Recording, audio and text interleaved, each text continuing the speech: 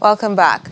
The Lagos state government officials will be out to enforce the total ban on commercial motorcycles, which has been extended to 4 local government areas from today. The State Commissioner for Transportation, Mr. Frederick Oladende, explains that the motorcycle ban will take effect in Koshofe, Oshodi, Ishola, Shomolu, and Mushin local government areas. He adds that both the rider and passenger are liable to 3 years in prison if found guilty. The extension to 4 more local government and the respective LCDs, not forgetting the 6 local government and the 9 LCDs which were earlier implemented, we believe is in the right direction to ensure security and to secure lives and property in our dear state.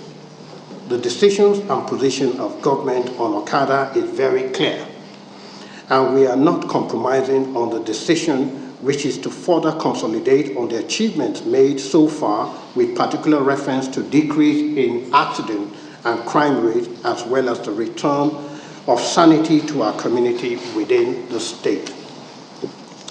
Permit me to also remind you that the state government has directed the Nigerian police force and the Lagos Command with all relevant stakeholders. This includes the Army, the Navy, the Air Force, and other security and law enforcement formations within the state to be complemented by the anti-Okada squad.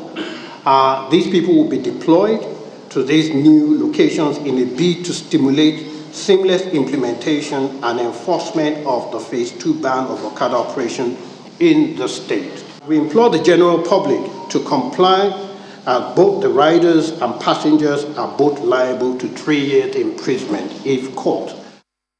The Special Advisor to the Governor on Transport, Mr. Shola Giwa, joins us on the program. A pleasure having you with us. Thank you very much for having me. What are the mechanisms the Lagos state government has put in place to effectively monitor this ban?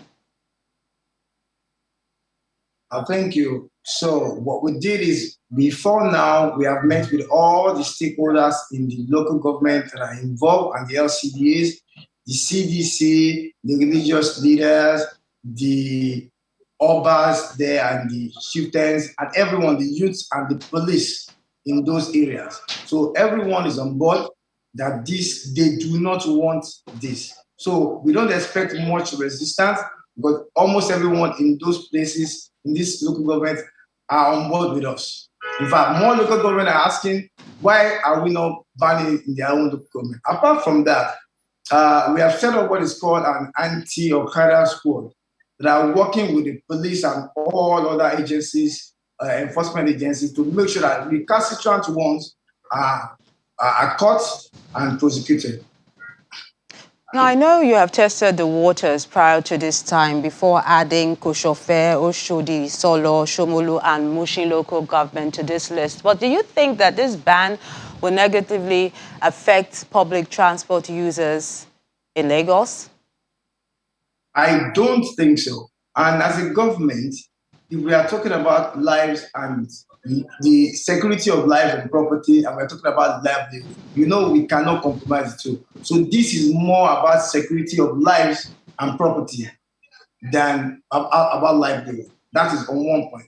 Another point is that Lagosians are not saying no. They cannot move from one place to the other. Since we banned those places, those 6 local government before now, people are moving. What has happened is that we have the normal means of transport. Everybody takes the buses, the smaller buses, into this region. And don't forget, there's still the Marwa. So what Okada is doing to us is more negative than any positive impact. The Lagos state government has been saying that alternatives have been provided. Can you elaborate more on this area? Okay. So we have the first mile and last mile buses that are just been injected, that we started injecting, and we will injected more to these new places now. So these smaller buses, you will see them in blue and white. They move you from the bus stops on the main road into the inner streets. So we've deployed so much of these buses into this place. And if you go and check, you will see them there. And don't even forget, we have this small other bossing that is called Kurukwe that does the same thing. And there's still Marwa that is doing the same thing. What we are saying is that those areas where we have banned Okada, we have seen a sharp decrease in criminal activities as reported by the Nigerian Police Lagos State Command. And then also a sharp decrease in the rate of accidents and accident fatalities in these places. So we have seen a good positive. So we have seen that positive. So however, based on this, it is the communities, it is Lagosians that requested that we ban in all these places, all of that local government. But for us as a government, we have to do that is a systemic government and deliberate one. We have to take things step by step. Right now, we are halfway home. We now ban them in 10 out of 20 local governments. So it's a gradual thing because the palliative and things that we need to cushion the space, the gap that might come, we have to do it in an incremental way. That's what is happening right now. So, Mr. Agiwa, from your explanation, that means the Lagos state government is still toying with the idea of spreading the ban to more local government areas. No, I didn't say that. What I'm saying is that the people of Lagos requested that we should ban them all over the state. Okay. But like I said, I have to sit down, look at it, and say where we want to ban them. Have we been able to provide? And then there's going to be a gap in terms of the economic effect of this. Have we put those things in place? We have things in place already. Like I said, when we were having that the press interview yesterday, we have told them, they came to us, the union of the Okadas, they met with us in the ministry, and they said they have the database of their members all over the local government. I'm saying, oh, fine, if you have a database, it makes it easier for government to give them soft landing. We have so many interventions that the governor of Lagos State, Mr. Babajide Sanwo-Olu, has provided.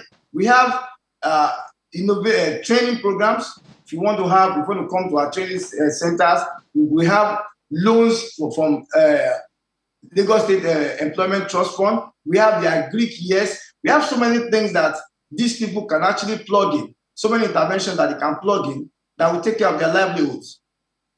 The Special Advisor to the Lagos State Governor on Transport, Mr. Shola Agiwa, thank you so much for speaking with us on the program. Thank you so much.